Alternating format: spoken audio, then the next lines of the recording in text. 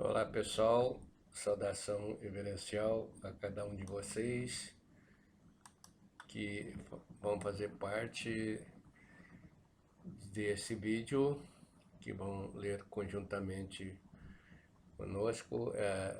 Mais um capítulo então do livro da situação do Espiritismo na senda iniciática. Hoje nós vamos ler o capítulo de número 24, Espírito Puro não é entidade mediúnica. Os espiritualistas descensores da Umbanda, do Espiritismo, da Goécia, da Necromancia, do Candomblé, etc., chamam equivocadamente as entidades mediúnicas de espírito, porque eles desconhecem a doutrina monádica do raio da criação do cosmos. O que eles chamam de entidade nada mais é que o ego do falecido.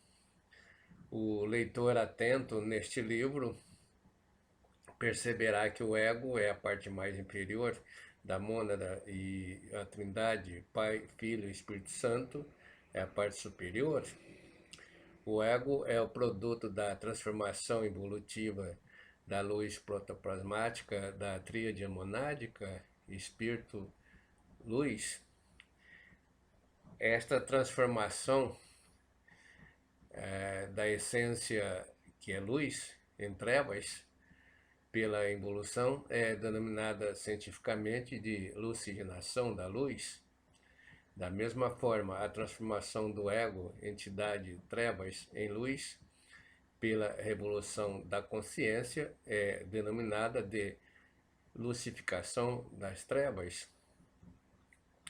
Lucificação, transformação de trevas em luz, é magia branca, feita por espiritualistas que ascendem na senda iniciática.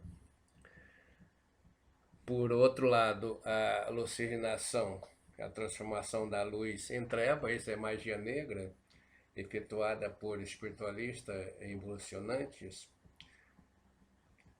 O gnosticismo iniciático é o caminho da lucificação da alma, porquanto o espiritualismo retrógrado segue a estrada da lucigenação da alma. A Bíblia denomina de fantasma as entidades ou espírito de trevas e de Espírito Santo os espíritos de luz.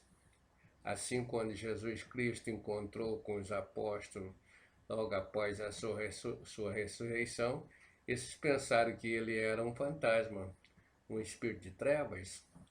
Jesus assim disse aos seus apóstolos: a paz esteja convosco.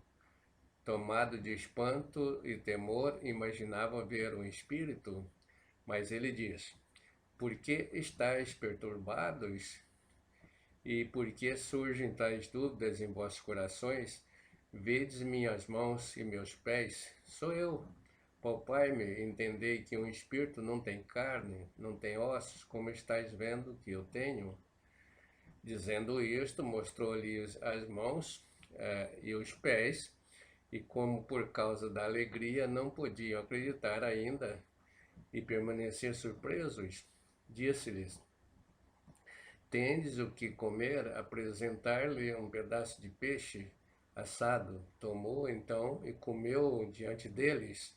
Isso está em Lucas, no capítulo 24, versículo 34. O raio de criação representa a manifestação do absoluto por intermédio do Criador. As mônadas são as chispas virginais que saem do universo absoluto para animar a criação no universo relativo. Monada ou monade é um termo usado pelo filósofo alemão Gottfried Wilhelm von Leibniz para designar substância primordial, simples, ativa, indivisível, de que todos os entes são formados. A mônada de Leibniz corresponde ao átomo primordial de Demócrito de Abdera. As mônadas, ao sair do absoluto, no raiar do Mahavantara, vão se fracionando em subpartículas menores, que são as subpartículas constituintes do nosso real ser interno, Deus, Espírito puro. Dentre essas subpartículas emanadas das mônadas, há uma partícula essencial, ou essência, que vai permanecer e dar vida a todos os componentes do raio de criação, desde os seres mais evoluídos e complexos até o menor dos átomos. A essência é Deus presente em nós, em toda a criação. Deus é vida. A vida, a viva vida. E a vida é algo que está presente em todos nós, em todos os seres vivos, componentes da teia da vida. A essência monástica monádica está em todos os níveis de criação, está relacionada com a origem de todos os seres vivos.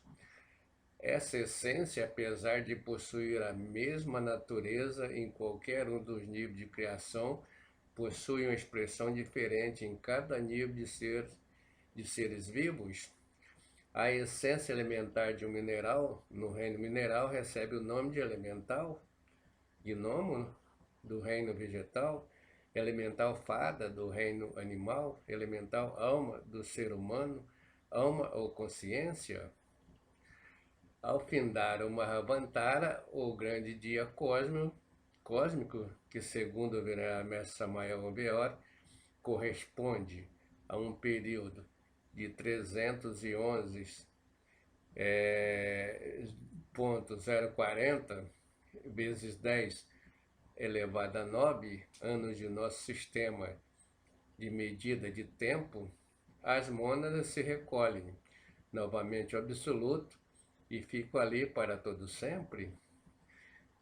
Neste período, as mônadas do Mahavantara, na sua vinda, elas realizam as operações de emanações e de fracionamento de suas subpartículas. Na volta da mônada inversamente ocorrido no início da criação, na sua vinda para se recolher ao absoluto, mônada realiza a operação de absorção e reintegração de suas subpartículas durante o grande noite cósmica, ou Mahapralaya, que equivale ao tempo de Mahavantara. Na vinda da mônada para animar a criação na Terra, no raio da criação, ela inicialmente se desdobra em 3 subpartículas, Pai, Filho e Espírito Santo. Espírito Santo é o Kundalini que se desdobra no íntimo. O íntimo se desdobra em Atma, Buddhi e Manas. Buddhi é a alma divina da mônada e Manas, o Bodhisattva, é a alma humana dela. Humana se divide em Buddhata, que é a essência. A essência, se trabalhada, transforma em consciência, se não trabalhada, se transforma no ego, chamada de entidade no espiritismo. A mônada é um trio formado por espírito, alma divina e alma humana. Dentro de cada mônada sempre encontramos 3 átomos espirituais, Pai, Filho e Espírito Santo. Esses 3 átomos são o glória, o raio elétrico, o positivo, o negativo e o neutro. Esses 3 átomos dentro de cada mônada são forças que conectam a mônada com o Elohim, Deus e deusas. No mundo de Brian, o mundo dos cosmocratores, encontramos 7 raios que organizam essas mônadas. Nossa mônada está conectada a um desses 7 raios. Os 3 átomos espirituais, Pai, Filho e Espírito Santo, de nossa mônada estão conectados ao Glorion, Pai, Filho e Espírito Santo, do Elohim, Cosmocrator, que comanda o raio a qual nossa mônada está conectada. Assim disse o venerável mestre Samael. As mônadas saem do universo de somente uma lei, que é o absoluto, onde possui a mais pura expressão da essência divina, a mais pura expressão do próprio Criador, para animarem a criação, submetendo-se a um número cada vez mais crescente de leis de complexidade, de mecanicidade, de infelicidade, por irem se afastando cada vez mais da vontade única do absoluto. Na organização funcional do meio ambiente há uma força inteligente, ordenadora, que coordena as interações e as transformações entre os 5 reinos de seres vivos. Esta força faz com que todas as partes da natureza coexistam em perfeita conexão com os componentes do meio. Entre os componentes vivos do nosso planeta encontramos muitas formas de vida, desde seres microscópicos até gigantescas árvores e animais de organismos complexos. Estes seres interagem com os fatores do ambiente em que vivem. Ao conjunto formado pelo ambiente e pelos seres vivos que nele são encontrados, damos o nome de ecossistema. Nosso planeta constitui-se num enorme ecossistema, vagando pelo espaço. Ao se abrigar as plantas e os animais e os diversos fatores abióticos, eles navegam junto com outros planetas do sistema solar de Oort. Daí é muito importante para todos nós conhecermos o nosso sistema solar, a nossa Terra e os ecossistemas que ela contém. Ao interagirmos com o ambiente através de nossos sentidos, percebemos as forças, né, ordenadoras e a inteligência da criação que faz com que tudo ao nosso redor aconteça simultaneamente de maneira sincronizada, interdependentemente. Vemos a água e sua ação, enxergamos relâmpagos, sentimos o ar e a transferência de calor de um corpo a outro, enxergamos os vegetais verdes, seres autótrofos, estabelecendo conexão da energia luminosa entre o Sol e os seres heterótrofos. Na natureza, nos ecossistemas, os fenômenos, os componentes abióticos e os seres vivos atuam simultânea e sincronizadamente, de maneira holística, sem que haja divisões, interdependentemente. Desde muito tempo, o homem se interessa pela observação dessa maravilha cósmica e estuda todos os astros que vê no céu, o que leva à certeza de uma causa universal, inteligente, que impulsiona toda a criação cósmica. Primeiramente, o homem observou-as a olho nu. Posteriormente, estudou-os com instrumentos ópticos primitivos e hoje os estuda com os modernos e possantes telescópios e espectroscópios que facilitam a identificação da composição do funcionamento dos astros mais longínquos redutos do espaço sideral, dando oportunidade para se conhecer um pouco mais da mecânica cosmognóstica do universo. Devemos enfatizar a grandiosidade do universo relativo não só pelos infinitos corpos celestes existentes nele, mas pela força criadora que há em tudo isto. Esta maravilhosa obra do Criador nós podemos observar olhando para o céu, em noites sem lua, perguntando se são capazes de contar com facilidade o número de pontos brilhantes que existem ali no céu. É importante sabermos que estes corpos se movimentam e por este motivo suas posições variam. Como os movimentos são periódicos, de tempo em tempo voltam às posições originais, comprova a ciclicidade de todos os movimentos da mecânica celeste, desde os movimentos Desde o movimento do átomo até o movimento de uma galáxia, a rotação da Terra determina a sucessão de dias e noites, enquanto o movimento de translação, os anos, as mudanças de estação. Devemos destacar o fato de que as gigantes distâncias explicam o porquê dos corpos maiores dos outros podem nos parecer menores. Todos nós temos o nosso endereço nessa maravilhosa criação chamada de cosmos. Naturalmente, todos nós moramos em uma casa que está inserida numa rua. A rua pertence a um bairro, o bairro está contido numa cidade, que por sua vez pertence ao estado.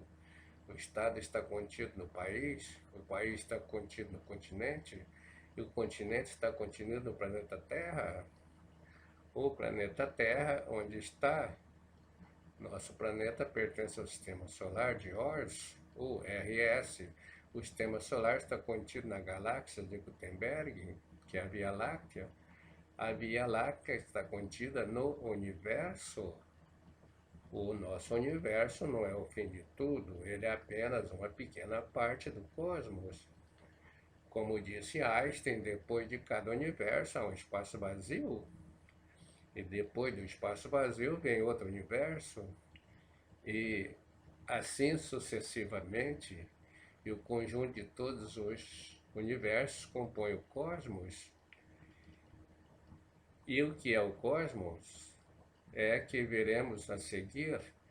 O Dr. Samuel Aunveor, em sua Cosmologia Transcendental, nos ensina acerca de um universo extraordinário, composto por um conjunto de 7 mundos emanantes transcendentes, que são protocosmo, aiocosmo, macrocosmos, heterocosmo, mesocosmo, microcosmo e tritocosmos. O vocábulo grego cosmo tem o significado de beleza. Por exemplo, quando uma mulher quer ficar bela, utiliza cosmético. Por outro lado, na dialética dos contrários, caos é o oposto de cosmos. Nossos textos até aqui teve o objetivo de nos remeter ao contato direto com a obra do grande maestro, do assunto que é o venerável mestre Samael Aunveor. Portanto, fiquemos com ele em suas obras para ler e reler incansavelmente as suas explicações, reflexionar, meditar, colocar os seus ensinamentos em prática e, ao mesmo tempo, agradecermos a Deus por ter nos enviado tão honroso ser para ministrar tão grandioso e belo ensinamento acerca do cosmos.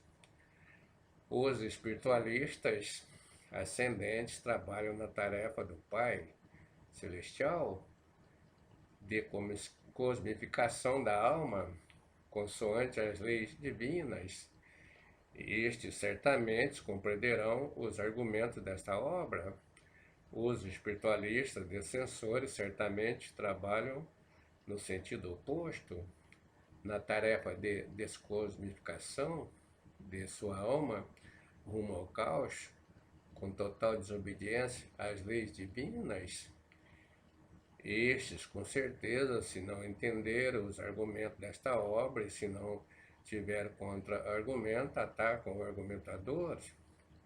Os irmãos de perfil espiritual e progressista da Fraternidade Branca praticam a magia branca para a criação e funcionamento de seus corpos existenciais do ser, levando o seu microcosmo nominal à ordem, à pureza e à beleza e à cosmificação. Por outro lado, os irmãos de perfil espiritual retrógrado da Fraternidade Negra praticam a magia negra e descosmificam o seu microcosmo nominal, levando-o ao caos. Toda a magia branca, principalmente a Maituna, Arcana Zeep, ou magia sexual, conduz o magro branco à cosmificação, cosmifica o microcosmo nominal, Toda magia negra, principalmente a magia sexual, reversa, conduz o mago negro à descosmificação e ao caos. Após terminarmos esta leitura, podemos ler aqui nas descrições desse vídeo o modo pelo qual podemos ler este livro em PDF e também no impresso das livrarias, né, o livro convencional. Se gostou deste capítulo, indica para seus amigos, se inscreva no canal e obrigado pelo compartilhamento de sua presença aqui. A paz e benção.